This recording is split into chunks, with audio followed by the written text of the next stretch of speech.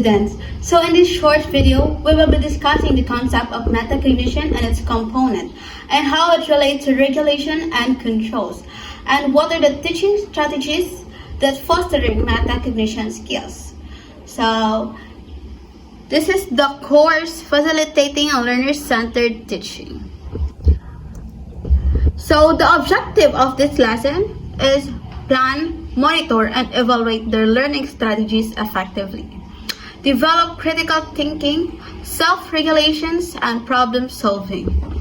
Foster emotional and social growth by understanding their own and others' perspective. So, what is metacognition? So, metacognition by John H. Flavel, 1970. So, metacognition refers to thinking about thinking. It involves being aware of and understanding your own thoughts processes. So, I will give you a real-life situation example about metacognition. So, let's name a boy. So, I will be discussing this in vernacular way so that I can speak it easily and smoothly to you. So, I will be name a boy Marshall. So, Marshall is mag-asya siya pagalingon. Manong gamay kukuha sa math. Di ko ka maog math. So, habot sa point na siya, di daw siya ka maog math. But, through metacognition skills, his sister reflects that Marshall, dili daw mo, kanang makalimot daw siya og buhat sa iya homework. So, mao to, naka-think na si Marshall, naka-reflect na siya, mao di ay gamay kukuha sa math, mao di ko ka maog math. Kay, wala niya nabuhat ang homework. So, by the use of metacognition, naka-reflect siya sa pagka-ingon sa iyang sister, nga makalimot daw siya o buhat sa iyang homework. But then, sige na siya buhat sa iyang homework, mao to, dito naka-reflect nga, mao di ang kuwang naku, kay makalimot daw siya og hingo og homework. So, component of metacognition.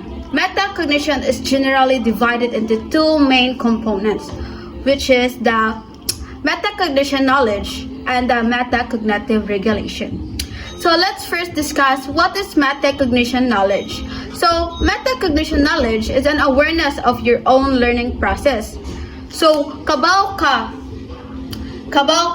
kung unsay process niya.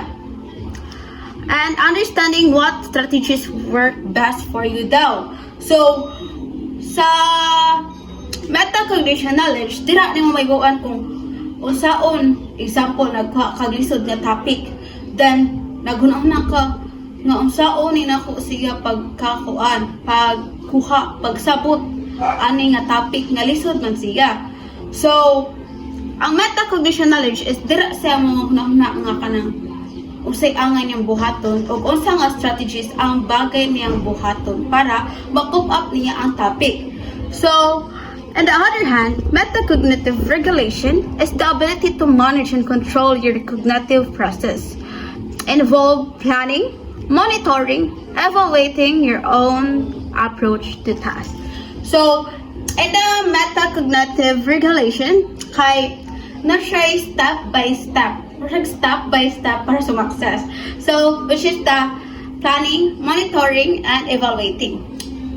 So, dira na nimo makuha nga kanang kung ang metacognitive knowledge is mangita kag strategy para usaon mo pag-cope up sa imong topic, while si metacognitive regulation, it is involved planning, monitoring, and evaluating. So, dira na ka magkuha nga okay, magplano, dira na ka usaon mo pagkuan, monitor, and at the end of the topic, imo na siya i-evaluate. So, mao na siya ang two components of metacognition. So, metacognitive regulation and control. So, metacognitive regulation include 3 key skills: the planning, monitoring, and evaluating. So, this 3 is under the regulating and control. So let's first discuss what is planning. So planning is deciding how to approach a learning task. So So, before ka mabuhat, ana, mag-decide sa ka, usa di ako unang buhaton. What first to do? Ana, usa di akong unang buhaton. So, dili man ka pwede mo dito nag-monitor without planning. So, nga to, dira na ka magplano kung unsay imong buhaton. And after that, no to kuha na ka nga, okay, mo na akong plano. So, after that, dira na ka mag-monitor, keeping track of your understanding and progress. So, let's give an example of kanang reporting. Reporting is a good example of this regulation and control. So, let's have an example of reporting. So, reporting is you will be planning on how you report at the front of your class.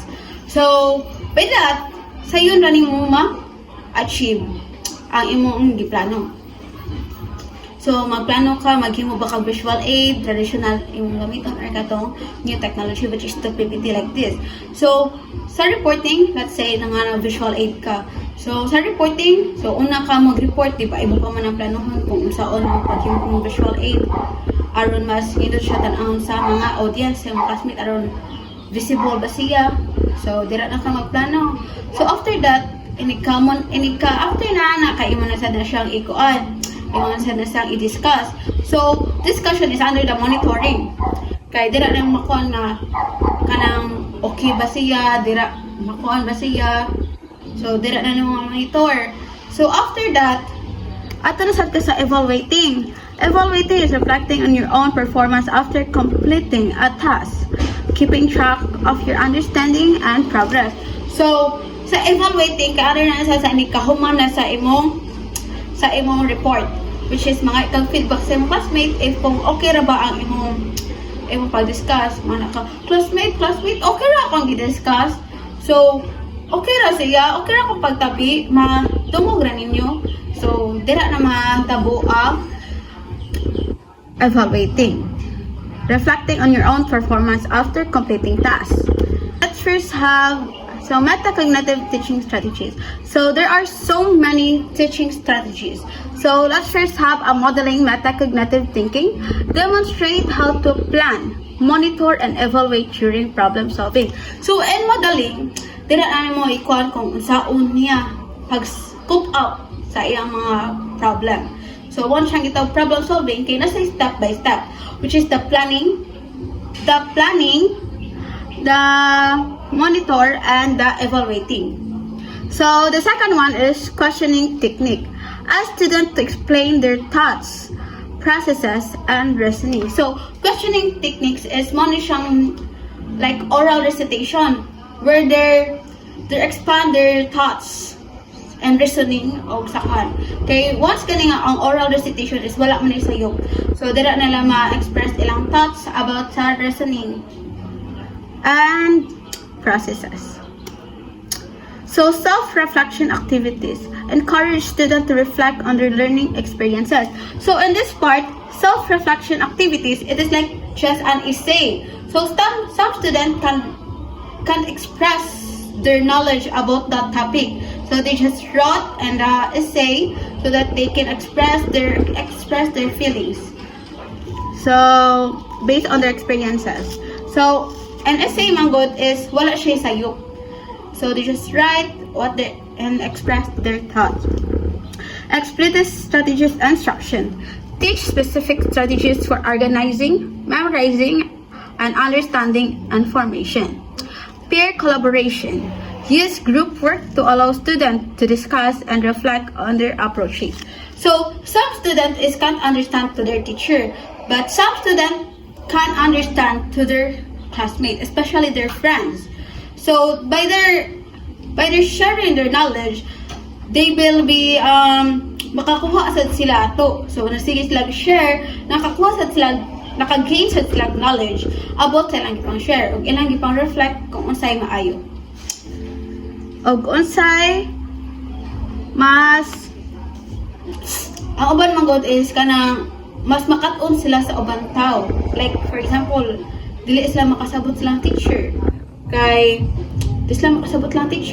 pangan o kanang explanation. So ilang sa ka classmate is may man mo explain. So mas makasabot siya dito. Yeah, by the collaboration of others, makasocialize na sila. Then after ano makasocialize sila, kay maka-gain sad sila knowledge, nga share their knowledge po. So that will be all. Thank you so much, and this is Teacher Cherries. Goodbye!